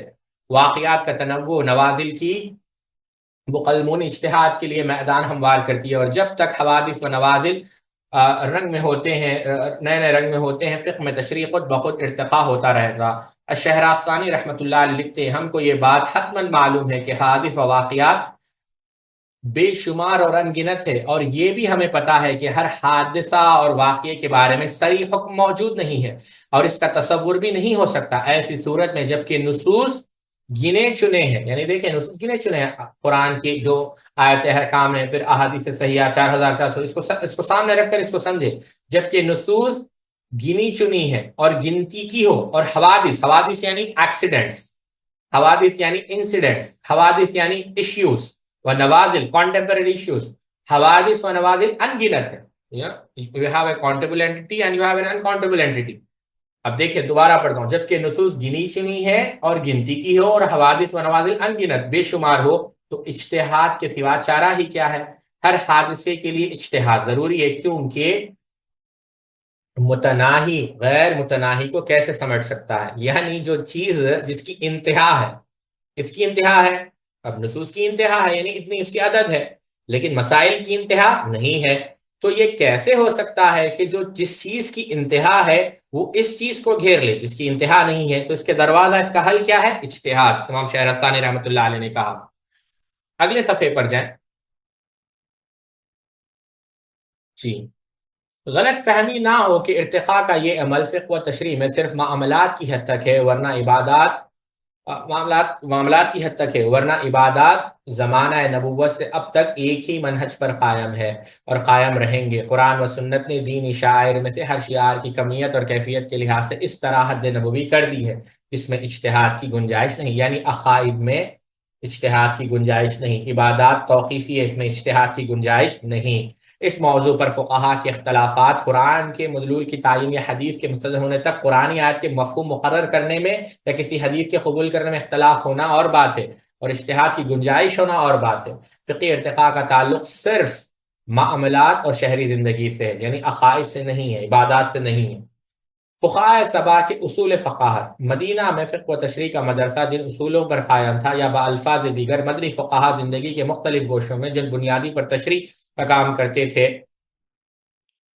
وہ ان خود نبوت سے صحابہ کے توسل سے وراثت ملی تھی۔ قرآن و سنت کے ساتھ فقہائے سبا کے یہاں صحابہ کے قضایا اور فتاویٰ کی حجت میں کبھی دو رائے نہیں ہوئیں۔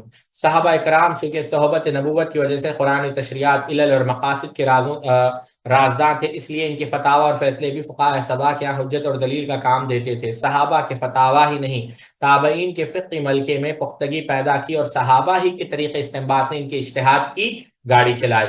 صحابہ اکرام سے جو فقہی فتاویٰ منقول تھے ان کی تعداد کافی تھی، اور اس کا سبب یہ ہے کہ رسول اکرم صلی اللہ علیہ وسلم کی وفات کے بعد ان کو نئے حالات سے سابقہ پڑا۔ صحابہ کے پیش نظر فقہ و فتاویٰ میں پہلے قرآن تھا، پھر وہ احادیث جنہیں رسول اکرم صلی اللہ علیہ وسلم سے سنا تھا۔ ان دونوں کی روشنی میں وہ اجتہاد کرتے اور فتویٰ دیتے۔ حضرت عمر حضرت علی کا ایک عرصہ تک مسلمانوں کے سربراہ ہونے کی وجہ سے پیش آمدہ سوالات کے جوابات دیتے رہے۔ آپ کو یہ پورے فتاوے ابن ابی شیبہ اور مصنف عبدالرزاق میں ملیں گے۔ ابن سعد نے طبقات میں محمد ابن عمر الاسلمی سے نقل کیا ہے کہ عمر بن خطاب علی بن ابی طالب سے بکثرت فقہ منقول ہے۔ اس کی وجہ یہ ہے کہ یہ مسلمان کے حاکم رہے، ان سے سوالات کیے گئے، تمام صحابہ امام تھے جن کی اقتداء واجب تھی۔ اگلے صفحے پر جائیں۔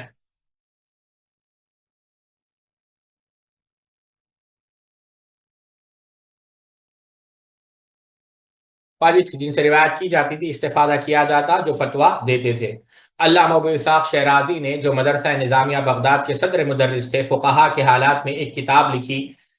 اس میں حضرت عمر کے تذکرے میں صحابہ اور تابعین کے بہت سے حالات لکھے، اور آخر میں لکھا ہے ابو اسحاق شیرازی رحمۃ اللہ علیہ نے وَلَوْلَا خَوْفٌ اطالع لَذَكَرْتُ مِنْ فِقْهِهِ مَا يُتَحَيَّرُ بِكُلِّ فَضِيلٍ، کہ اگر مجھے ڈر نہ ہوتا کہ موضوع یہ لمبا ہو جائے گا تو میں ذکر کرتا ایک طبقے کا یا ایک چیز کا، یعنی جو فقہ سے متعلق۔ اگر جیسے صحابہ کے نزدیک قرآن کے ساتھ سنت کا مقام تھا، ایسے ہی فقہائے سبا کے ہاں قرآن و سنت کے بعد تشریح میں فقہائے سبا کے فتاوی اور ان کے عدالتی فیصلوں کی حیثیت تھی۔ گول زہر رقم دراز زمانے صحابہ گزرنے کے بعد تابعین صحابہ کی روایت اور ان کے مسائل سے بھی تشریح کا کام لیتے تھے۔ ان روایت و مسائل میں وہ ایک درجے میں ان کی تقلید کرتے تھے، اور ان کے یہاں ان کو ایک قسم کا تقدس حاصل تھا۔ اب اس کو ہم دیکھیں گے کہ کیا واقعی میں تقلید تھی یا نہیں تھی، یا اختلاف کرتے تھے۔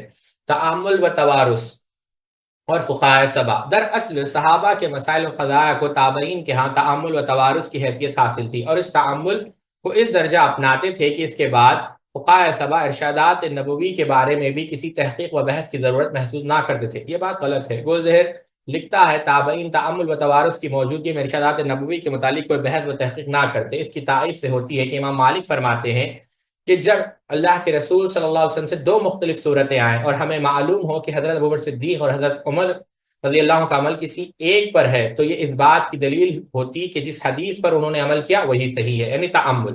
خطیب بغدادی رحمہ اللہ نے امام مالک سے نسبت کر کے لکھا، فرماتے ہیں کہ اگر یہ حدیث معمول با ہوتی تو اس پر اللہ کے رسول کے بعد حضرت خلفاء الراشدین ضرور عمل کرتے۔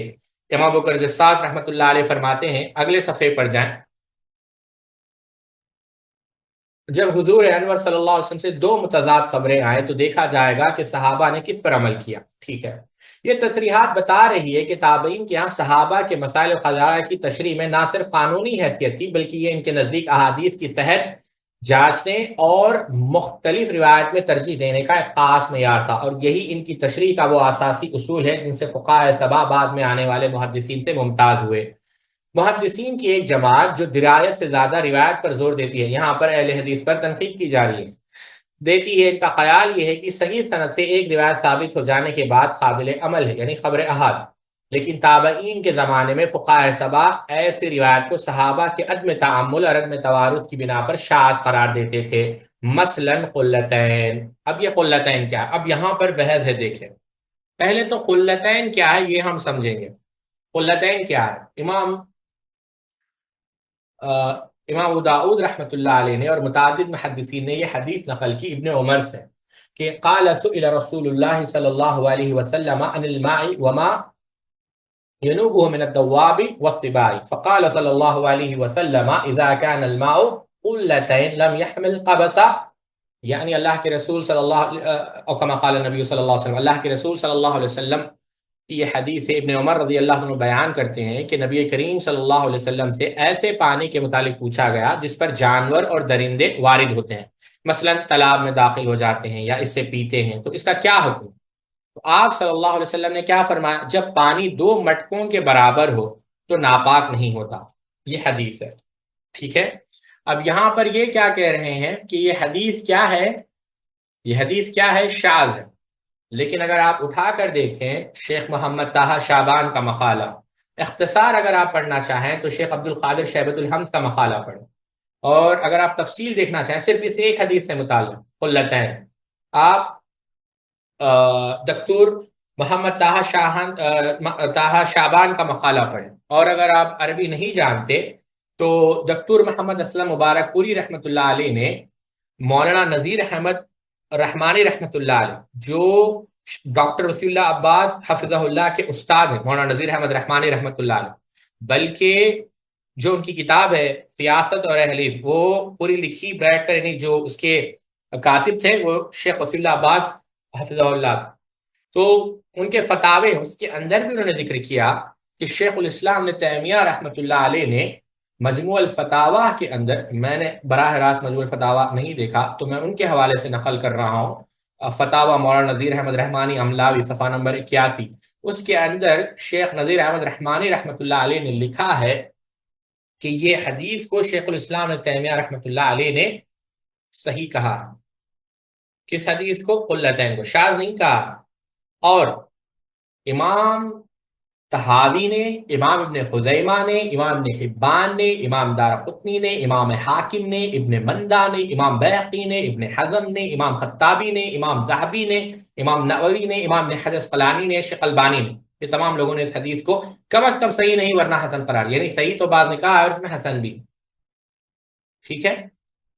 بلکہ محمد ابن عبد الواحد مقدسی رحمہ اللہ نے ابن عبد البر رحمہ اللہ کا رد بھی لکھا ہے، جنہوں نے اس حدیث کو ضعیف قرار دیا۔ یہ بات یاد رکھیں، تو یہ بات درست نہیں ہے جو یہاں پر کہی جا رہی ہے، ٹھیک ہے، کہ یہ شاذ ہے، نہیں، ایسی بات بالکل بھی نہیں ہے، یہ بات یاد رکھیں آپ، ٹھیک ہے۔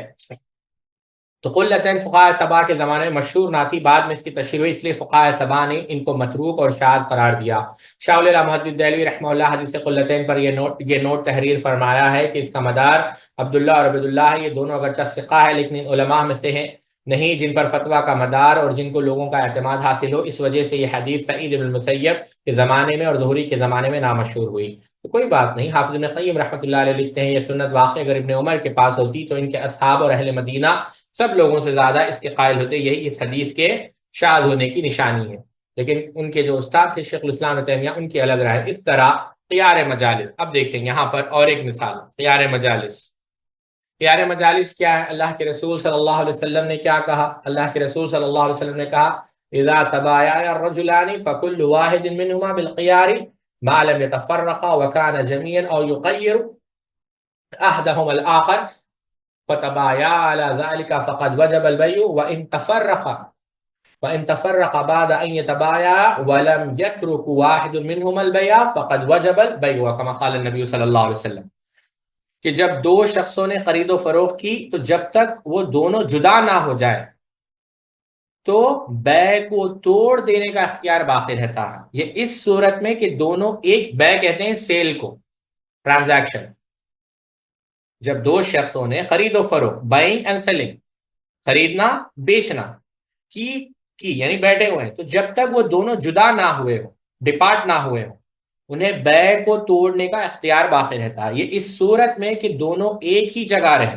لیکن اگر ایک نے دوسرے کو پسند کرنے کے لیے کہا اور اس شرط پر بے ہوئی اور دونوں نے بے کا خطی فیصلہ کر لیا تو بے اس وقت تک منعقد ہو جائے گی۔ اس طرح اگر دونوں فریق بے کے بعد ایک دوسرے سے جدا ہو گئے اور بے سے کسی فریق نے بھی انکار نہیں کیا تو یہ بے لازم ہو جاتی ہے، وجب البے، وجب البے۔ آپ سمجھ رہے ہیں میری بات؟ تو یہ خیار مجالس. اب کیا کہہ رہے ہیں اس حدیث پر فقہاء سبع نے عمل نہیں کیا. میں اس پر آتا ہوں. دیکھیں فقہاء سبع نے عمل نہیں کیا، چلے مان لیتے ہیں اس بات کو، تسلیم بھی کر لیتے ہیں، کیوں اگر عمل نہیں کیا یہ ایک الگ بحث ہے کہ عمل کیا یا نہیں کیا. ہمارے یہاں یہ بات مشہور ہے کہ کیا ائمہ اربعہ میں حق محصور ہے. شیخ الاسلام ابن تیمیہ رحمۃ اللہ علیہ نے لکھا ہے منہاج السنہ کے اندر، بلا شبہ اہل سنت میں سے کسی نے یہ نہیں کہا کہ ائمہ اربعہ کا اجماع معصوم ہے، اور نہ ہی یہ بات کہہ رکھی ہے کہ حق انہی میں محصور ہے اور جو اس سے نکلے گا وہ باطل ہے. آپ سمجھیں اس بات کو. اور یہی بات ہم کس کے متعلق کہیں گے؟ فقہاء سبع کے متعلق، کہ بلا شبہ اہل سنت میں کسی نے یہ نہیں کہا کہ فقہاء اربعہ کا جو اجماع ہے وہ معصوم ہے. ہاں شاعری الگ بات ہے، شاعری میں تو بہت چیزیں کہی جا سکتی ہے. فقہاء سبع کا اجماع معصوم ہے، اور نہ ہی یہ بات کہہ رکھی ہے کہ حق انہی میں محصور ہے اور جو اس سے نکلے گا وہ باطل ہے. امام ذہبی رحمۃ اللہ علیہ نے لکھا ہے اہل سنت کا یہ موقف نہیں کہ ائمہ اربعہ کا اجماع دلیل ہے اور حق ہے، اور نہ ہی یہ بات کہی ہے کہ حق ان میں محصور ہے، جو اس سے نکلے گا وہ باطل ہے. یہی بات کس کے متعلق آئے گی ابھی؟ فقہاء سبع کے متعلق. شیخ امین اللہ پیشاوری رحمۃ اللہ علیہ، میں نے ڈھونڈی ہے اللہ کے فضل سے، اللہ نے یہ کتاب الحمدللہ مجھے ملی ہے، ان کے فتاوی الدین الخالد جو غالباً 10 جلدوں سے زیادہ ہے، اس کی آپ 34 جلد اٹھا کر دیکھیں، اس میں علامہ امین اللہ پیشاوری رحمۃ اللہ علیہ نے لکھا ہے، اور بلکہ انہوں نے ایک جز ایک کیا کہتے ہیں مقالہ ہے ان کا، جس میں انہوں نے 35 مسائل کا ذکر کیا ہے، 35 جو صحیح احادیث سے ثابت ہے، لیکن ائمہ اربعہ میں سے کسی کا بھی فتویٰ ان کے موافق نہیں ہے. 35 مسائل. اور پھر شیخ عبداللہ محدث روپڑی رحمۃ اللہ علیہ نے بھی جب تقلید کا رکھا اس میں بھی کئی مسائل ذکر کیے ہیں. میں 10 مسائل بطور دلیل ذکر کرتا ہوں، اور اس سے ذکر کرنے سے پہلے میں صرف ابن حزم رحمۃ اللہ علیہ کا قول آپ کے سامنے رکھنا چاہوں گا. فَإِنْ قِيلَ هَذَا قَوْلُ الْجَمْهُورِ قُلْنَا مَا أَمَرَ اللَّهُ تَعَالَى قَطُّ وَلَا رَسُولُهُ صلی اللہ علیہ وسلم بِاتِّبَاعِ الْجَمْهُورِ لَا فِي آیَةٍ وَلَا فِي قَبْرِ صَحِیحٍ. اور اگر ہم سے یہ کہا جائے کہ یہ تو جمہور کا قول ہے، تو ہم یہ کہتے ہیں کہ نہ ہی اللہ تعالیٰ نے اور نہ ہی اللہ کے رسول نے کسی آیت یا کسی صحیح حدیث میں جمہور کی اتباع کرنے کا حکم دیا ہے. کیا آپ نے نہیں دیکھا؟ یہ تو ابن حزم رحمۃ اللہ علیہ نے کہا. سیدنا ابوبکر صدیق رضی اللہ تعالیٰ نے منکرین زکوٰۃ سے قتال کرنے کے مسئلے پر جمہور کی مخالفت کی. سیدنا عمر رضی اللہ تعالیٰ نے بدر کے قیدیوں کے قتل کے معاملے میں جمہور کی مخالفت فرمائی. اور یہی مسئلہ سیدنا ابن عباس کا ہے جو میراث کا ایک مسئلہ تھا. تو یہ بات کو آپ یاد رکھیں. 10 مسائل آپ دیکھیں. نماز کی صف بندی میں قدم سے قدم ملانا، جوان عورتوں کو مساجد میں نماز پڑھنا مکروہ، عیدین میں 2 خطبے دیے جائیں گے، سال سال سے عمدن چھوٹی گئی نمازوں کی قضا بھی واجب ہے، حاملہ مردیار عورتوں کے روزوں کی قضا واجب ہے، روزوں میں غلطی سے طلوع شمس سے پہلے یا طلوع فجر کے بعد کھا پی لینے پر اس کی قضا واجب ہے، حل بالطلاق سے طلاق واقع ہو جائے گی، احرام کے لیے سنت احرام کی نیت سے 2 رکعت ادا کرنا، عورت کو 5 کپڑوں میں کفن دینا، نماز کو قصر کرنے کے لیے سفر کی خاص مسافت یا خاص مقدار کا تعین کرنا. یعنی اگر آپ دیکھتے جائیں بہت ساری تفصیل ہے. یہ وہ مسائل ہے جہاں پر آپ کو حدیث، یعنی آپ سمجھ رہے ہیں میری بات، تو یہ اصل چیز ہے. تو یہ کس نے ذکر کیا؟ یہ جو ذکر کیا جا رہا ہے. چلیں آگے بڑھتے ہیں، ابھی تو بات ختم ہو، ابھی اس طرح خیار مجلس کی حدیث، اس پر فقہاء سبع نے عمل نہیں کیا، اور ایسی ہی حدیث مصرع. اب یہ جو باتیں ذکر کی جا رہی ہے، اب دیکھیں یہ کیا ہے حدیث. پہلے اس حدیث کو ہم آپ کے سامنے رکھتے ہیں. اللہ کے رسول صلی اللہ علیہ وسلم نے کیا کہا؟ اللہ کے رسول صلی اللہ علیہ وسلم نے کہا، امام بخاری نے اور متعدد محدثین نے اس حدیث کو نقل کیا. اللہ کے رسول صلی اللہ علیہ وسلم نے کہا تسر الابل والغنم فمن ابتاعها بعد فإنه بغير ناظرين بعد ان يحتلبها ان شاء امسكها وان شاء ردها وساء تمر، اور کما قال النبی صلی اللہ علیہ وسلم. اللہ کے رسول صلی اللہ علیہ وسلم نے کہا اونٹنی اور بکری کے تھنوں میں دودھ کو روک کر نہ رکھو.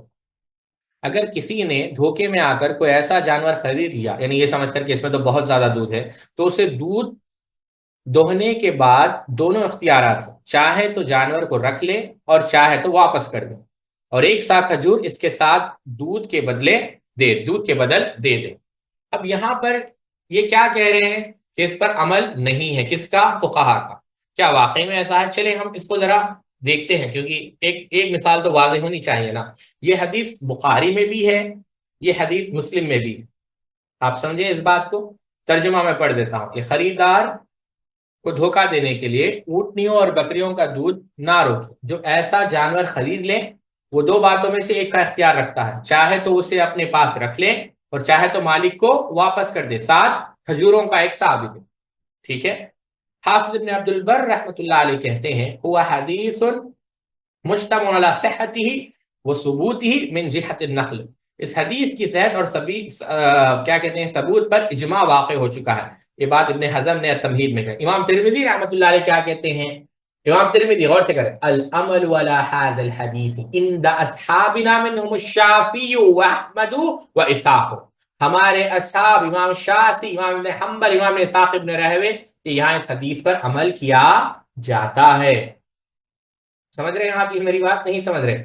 بلکہ ایک صحابی کہتے ہیں کہ جو ایسی بکری یا اونٹنی خریدے جس کا دودھ روک لیا گیا، اس کا دودھ دھونے کے بعد اس کے پاس دو اختیار ہے، اگر تو اس نے واپس کرنی ہو تو تب وہ اس کے ساتھ ایک ساتھ عام بھی کھجور کو دے دے، یعنی یہ مسلم احمد میں ہے۔ اب یہ اصل میں جو ہے حدیث مسرہ، یعنی یہ جو لفظ یہاں پر استعمال ہوا ہے مسرات، یہ مراد وہ جانور ہے جس کا دودھ اس کے تھنوں میں روک دیا گیا، یعنی چیٹنگ ہے ایک معنی۔ آپ سمجھ رہے ہیں میری بات؟ تو اور بھی بہت سارے ہیں، اہل الرائے نے اس کے بارے میں کیا کہا وہ ہم بعد میں آتے ہیں، لیکن بات بتانا مقصد یہ ہے کہ یہ محض دعوے ہیں جو کیے گئے ہیں کہ اس پر نہ فقہائے سبا نے عمل کیا اور نہ امام مالک نے اس سب روایات کو فقہائے سبا کے تعامل و توارث کی روشنی میں جانچتے تھے۔ شاہ ولی اللہ فرماتے اتفاق اصل و توارث جیسا اصل عظیم اسدنی، یہ فارسی کا جو ہے فارسی کی عبارت ہے۔ بہرحال آگے بڑھتے ہیں۔ فقہائے سبا میں حدیث مرسل کی حجیت۔ فقہائے سبا تشریح حدود تک سنت کے مقابلے میں بعد میں آنے والے محدثین کی طرح مسند، مرسل، صحیح اور حسن کی کوئی تقسیم نہ کرتے، وہ روایت کی سب اقسام کو حجت قرار دیتے تھے۔ غور کریں اب یہاں پر، چنانچہ ان کے یہاں حدیث مرسل مسند کی طرح تشریح میں مقبول تھی، اگرچہ ارباب روایت میں مرسل کے بارے میں بعد میں اختلاف ہو گیا، لیکن تابعین میں اس موضوع پر کبھی دو رائے نہیں ہوئی۔ امام محمد بن جریر الطبری اگلے صفحے پر جائیں، کہتے ہیں تابعین سارے کے سارے مرسل کے قبول کرنے پر متفق تھے، نہ ان سے اور نہ ان کے بعد کسی امام سے دوسری صدی کے اختتام تک اس کا انکار آیا ہے۔ کیا کہا؟ امام سے دوسری صدی کا اختتام تک اس کا انکار آیا ہے۔ وجہ اس کی یہ تھی کہ لوگ براہ راست صحابہ کے شاگرد تھے، اس بنا پر ان کو اسناد کے بارے میں تحقیق کی ضرورت نہ تھی۔ اگلے صفحے پر جائیں، دیکھیں پہلی بات تو یہ ہے کہ یہاں پر یہ جو دعویٰ کیا گیا ہے اس سے پہلے دو تین چیزیں سمجھانا میں ضروری سمجھتا ہوں۔ پہلی چیز تو یہ ہے کہ مرسل روایت کیا ہے۔ امام ابو عبداللہ حاکم رحمۃ اللہ علیہ کہتے ہیں مشائخ حدیث مرسل حدیث کی تعریف پر متفق ہے کہ جس روایت کو محدث تابعی تک متصل سند کے ساتھ بیان کرے اور تابعی یہ کہے کہ رسول اکرم صلی اللہ علیہ وسلم نے فرمایا، معرفت علوم الحدیث، یعنی ایک تابعی اللہ کے رسول صلی اللہ علیہ وسلم سے حدیث بیان کر رہے ہیں حالانکہ اس میں صحابی کا ذکر نہیں ہے۔ ابن عبد البر رحمۃ اللہ علیہ بیان کرتے ہیں التمہید کے اندر کہ محدث کرام نے اس لفظ مرسل کو بالاجماع ایسی حدیث پر بولا جیسے کبار تابعین میں سے کوئی نبی کریم صلی اللہ علیہ وسلم سے بیان کرے۔ مثال کے طور پر عبیداللہ بن عدی یا ابو اسامہ یا عبداللہ ابن عامر جیسے کوئی تابع یہ کہے کہ اللہ کے رسول صلی اللہ علیہ وسلم نے فرمایا۔ اس طرح ان سے نچلے درجے کا کوئی تابع، مثال کے طور پر سعید ابن مسیب، سالم بن عبداللہ، ابو سلامہ ابن عبد الرحمن، قاسم بن محمد یا ان جیسا کوئی اور تابعی کہے۔ ایسے علقمہ ابن قیس، مسروق، حسن بصری، ابن سیرین، عامر شعبی، سعید بن جبیر اور جیسے دیگر تابعین جن کے صحابہ کرام سے ملاقات اور مجلس ثابت ہو چکی ہے، وہ نبی کریم صلی اللہ علیہ وسلم سے بیان کرے تو یہ حدیث اہل علم کے ہاں کیا کہلاتی ہے؟ مرسل۔ اور بعض اہل علم کے ہاں اس مرسل کے حکم میں ان لوگوں کی روایتیں جو ان سے بھی نیچے طبقے کے ہیں، مثلا ابن شہاب، قتادہ، ابو حازم یا ابن سعید وغیرہ، ٹھیک ہے، اسے مرسل کہتے ہیں۔ پہلی بات یہ مرسل ہے۔ خطیب بغدادی رحمۃ اللہ علیہ کہتے ہیں کہ مرسل وہ حدیث ہے جس کی سند منقطع ہو، مثلا روایت میں ایسا شخص جس کا اپنے سے اوپر والے راوی سے سما نہ ہو، لیکن استعمال کے اعتبار سے اکثر جس چیز کو مرسل کہا جاتا ہے وہ یہ ہے کہ جسے تابعی نبی کریم صلی اللہ علیہ وسلم سے روایت کرے. یہ تو ایک عام تعریف. ٹھیک ہے، یہاں تک سمجھ گیا. چلے اور تفصیل میں جاتے ہیں، مرسل کی قسمیں بیان کرتے ہیں جو تصحیح الاصول کے اندر شیخ محمد رفیق طاہر رحمۃ اللہ علیہ نے بیان کی. وہ کیا کہتے ہیں غور سے سنیں. مرسل کی 3 قسمیں ہیں. ایک صحابہ کے مراسل، دوسرے تابعین کے مراسل، تیسرے ان کے بعد آنے والوں کے مراسل. اب اس کی تفصیل پیش خدمت ہے. صحابہ کے مرسل روایت یہ کہ صحابی کہے کہ اللہ کے رسول صلی اللہ علیہ وسلم نے یوں فرمایا، حالانکہ صحابی نے یہ بات نبی کریم صلی اللہ علیہ وسلم سے نہیں سنی. کیوں؟ صحابی کا نبی کریم صلی اللہ علیہ وسلم سے اس بات کو نہ سننے کا پتہ اس بات سے چل جاتا ہے کہ وہ جو صحابی ہے وہ دیر سے مشرف با اسلام ہوئے تھے. یعنی یہ جو واقعہ وہ بیان کر رہے ہیں اس وقت وہ اسلام انہوں نے نہیں لایا، جس معاملے کے بارے میں وہ خبر دے رہے ہیں، یعنی وہ پہلے کی خبر ہے. سمجھ رہے ہیں آپ میری بات؟ یا پھر صحابی چھوٹی عمر کے ہو اور اپنی ولادت سے بھی پہلے کے واقعات کو خبر دے، تو اس بارے میں یہ بات واضح ہے کہ انہوں نے نبی کریم صلی اللہ علیہ وسلم کی زبان سے نہیں سنی بلکہ کسی اور واسطے سے سنی تھی، تبھی تو بیان کر رہے ہیں. اور گمان غالب یہی ہوتا ہے کہ وہ واسطہ کوئی صحابی ہی ہو سکتا ہے جو اس سے عمر میں بڑا تھا یا اسلام لانے میں مقدم تھے، جیسا کہ ابو ہریرہ رضی اللہ عنہ کی سن 7 ہجری سے پہلے کی سن 7 ہجری پہلے سے ہو سکتا جو اس سے عمر میں بڑے تھے یا اسلام لانے میں مقدم تھے، جیسا کہ ابو ہریرہ رضی اللہ عنہ سن 7 ہجری سے پہلے کے واقعات کے بارے میں احادیث ہے کیونکہ وہ 7 ہجری میں مسلمان ہوئے تھے. اس طرح ابن عباس، ابن عمر اور ان جیسے چھوٹے صحابہ، چھوٹے سے مراد عمر میں کہ شروع اسلام کے بارے میں روایت ہے کیونکہ یہ تو پیدا ہی بعد میں ہوئے تھے. تو اس طرح کے مرسل روایت مقبول ہوں گے کیونکہ صحابہ سارے کے سارے عدول ہے. لہٰذا ان روایت کو وہی حکم ہے جو مسند روایتوں کا ہے، جو مرفوع روایتوں کا ہے. یہ بات امام سیوطی رحمۃ اللہ علیہ نے تدریب الراوی میں کہی کہ جو صحابہ کی مرسل ہوتی ہے، جو اللہ کے رسول سے بیان کر رہے ہیں لیکن نہ ان کا انہوں نے مشاہدہ کیا. کیوں؟ یا تو یہ ہو سکتا ہے کہ کم سینی تھی یا تو اس وقت اسلام نہیں لائے تھے، یہ صحیح مانا جائے گا. یہی امام شافعی رحمۃ اللہ علیہ کی رائے ہے. کیوں؟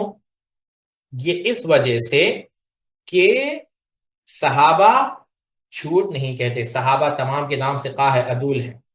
ٹھیک ہے، اور ان کے اوپر یہ لازم بھی نہیں کہ وہ اس کی وضاحت کریں کہ کس سے روایت کیا، یہ بات یاد رکھیں.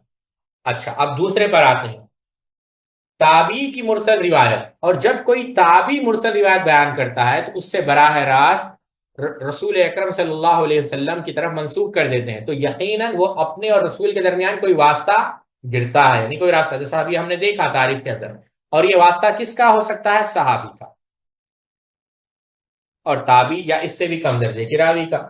اگر گمشدہ واسطہ صحابی کا ہے تو صحابہ کا عدل ہونا تو سب جانتے ہیں، اگرچہ صحابی کا نام معلوم نہ بھی ہو. اور اگر وہ واسطہ کسی تابعی کی ہے تو اس پر تو کوئی حکم لگا ہی نہیں سکتا کیونکہ وہ مجہول ہے، اور کسی انسان پر حکم لگانا اس کی پہچان کی فر، یعنی پہچان ہوگی تو حکم لگے گا. ٹھیک ہے، اب اس کے متعلق کیا حکم ہے وہ اس پر آئیں گے ہم، حکم تو بعد میں لگائیں گے.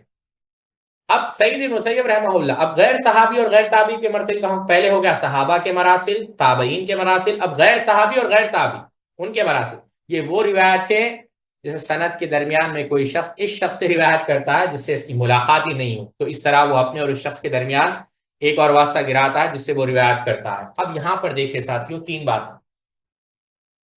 پہلا، صحابہ کے مراسل کا کیا حکم ہے؟ یہ حجت ہے. یہ جو صحابہ کے مراسل ہے حجت ہے، اور جس شخص نے اس مسئلے میں سختی کی ہے اس کا کوئی اعتبار نہیں ہے. یعنی جو بھی کہتا ہے کہ صحابہ کے مراسل حجت نہیں ہے اس کا کوئی اعتبار نہیں. ٹھیک ہے، کیوں؟ اس کے دلائل کیا ہے کہ تمام ائمہ کا ابن عباس اور ان جیسے صغار صحابہ اکرام کے مراسل قبول کرنے پر اتفاق کرنا، یہ بات جاننے کے باوجود کہ صحابہ کثرت روایت سے مشہور رہے ہیں اور ان کے نبی کریم صلی اللہ علیہ وسلم بعض روایت مرسل ہے. اس طرح یہ بات بھی کہ تمام صحابہ کی عدالت جانی پہچانی ہے اور وہ اکثر طور پر کسی صحابی سے ہی بیان کرتے ہیں. اگر کبھی وہ کسی غیر صحابی سے روایت کر بھی لے تو اس سے کرتے ہیں جن کی عدالت کو وہ جانتے ہیں. تو صحابہ کے جو مراسل ہیں وہ حجت ہیں، لیکن رہی بات تابعین کی تو اس میں اختلاف ہے ساتھی۔ انہوں نے جو کہا، دو چیزیں میں رکھوں گا ابھی، کہ تابعین کے زمانے میں کسی نے اس کا انکار نہیں کیا، یہ بات بالکل غلط ہے ساتھی، بالکل غلط ہے۔ آپ خود صحیح مسلم اٹھا کر دیکھ لیں، علامہ زبیر علی ضائع رحمۃ اللہ علیہ نے واضح طور پر اس کو ثابت کیا کہ خود محمد ابن سیرین رحمۃ اللہ علیہ تابعی ہیں، مرسل روایت کے وہ قائل نہیں تھے۔ امام مسلم رحمۃ اللہ علیہ، اب اس محدثین کو آپ دیکھیں، امام مسلم رحمۃ اللہ علیہ انشاءاللہ جو ان کا مقدمہ ہے، اس کی شرح جو شیخ عبداللہ ناصر رحمانی حفظہ اللہ نے کی، اس کو ہم بہت جلد اپلوڈ کریں گے۔ شیخ امام مسلم رحمۃ اللہ علیہ کہتے ہیں کہ ہمارے یعنی محدثین کے اصل قول اور دوسرے علماء کے نزدیک مرسل روایت حجت نہیں ہے۔ ابن حجر کے استاد امام عراقی رحمۃ اللہ الفیہ کے اندر لکھتے ہیں مرسل جمہور ناقدین محدثین نے رد کیا ہے، وجہ یہ ہے کہ سند میں ساقط شدہ واسط مجہول ہوتا ہے۔ ابن صلاح رحمۃ اللہ علیہ نے یہ کہا ہے، اور ہم نے جو ذکر کیا ہے کہ مرسل ضعیف ہوتی ہے اور اس سے حجت پکڑنا ساقط ہے، یہی وہ مذہب یعنی مسلک ہے جس پر جمہور حفاظ حدیث اور ناقدین حدیث کا اتفاق ہے۔ امام ترمذی رحمۃ اللہ علیہ لکھتے ہیں، اور حدیث اگر مرسل ہو تو اکثر اہل حدیث یعنی جمہور محدثین کے نزدیک صحیح نہیں ہے۔ خطیب بغدادی رحمۃ اللہ علیہ لکھتے ہیں، اور اس پر کہ مرسل حجت نہیں ہے، اکثر ائمہ حفاظ حدیث اور ناقدین حدیث کا اتفاق ہے۔ الکفایہ فی علم الروایہ، ابن خلفون رحمہ اللہ اپنی کتاب المنتقى فی الرجال کے اندر لکھتے ہیں، اس بات میں مجھے کوئی اختلاف معلوم نہیں ہے۔ دیکھیں یہ الفاظ دیکھیں، اس بات میں مجھے کوئی اختلاف معلوم نہیں ہے، اگر ارسال کرنے والا محتاط نہ ہو اور غیر ثقہ راویوں سے روایت کرے تو مرسل پر عمل جائز نہیں ہے۔ امام نووی رحمۃ اللہ علیہ لکھتے ہیں کہ پھر یہ کہ مرسل حدیث جمہور محدثین، بہت سے فقہا اور علماء اصول کے نزدیک ضعیف حدیث ہے۔ ٹھیک ہے، اس بات کو آپ لوگ سمجھیں۔ ہاں البتہ یہ ہے کہ بعض علماء نے جیسے سعید بن مسیب ہے، ان کے مراسیل کا اعتبار کیا، لیکن ابن شہاب الزہری کا بالکل بھی اعتبار، بہرحال یہ الگ بحث ہے، لیکن راجع بات یہی ہے کہ یہ حجت نہیں ہے۔ یہیں پر ہم اپنی بات کو ختم کرتے ہیں۔ اللہ رب العزت سے دعا کرتے ہیں اللہ رب العزت ہمیں حق جاننے کی اور اس کے اتباع کرنے کی توفیق عطا فرمائے، اور باطل کو باطل جاننے کی اور اس سے اجتناب کرنے کی توفیق عطا فرمائے۔ سبحانک اللہم وبحمدک، اشہد ان لا الہ الا انت، استغفرک واتوب الیک۔ السلام علیکم ورحمۃ اللہ وبرکاتہ۔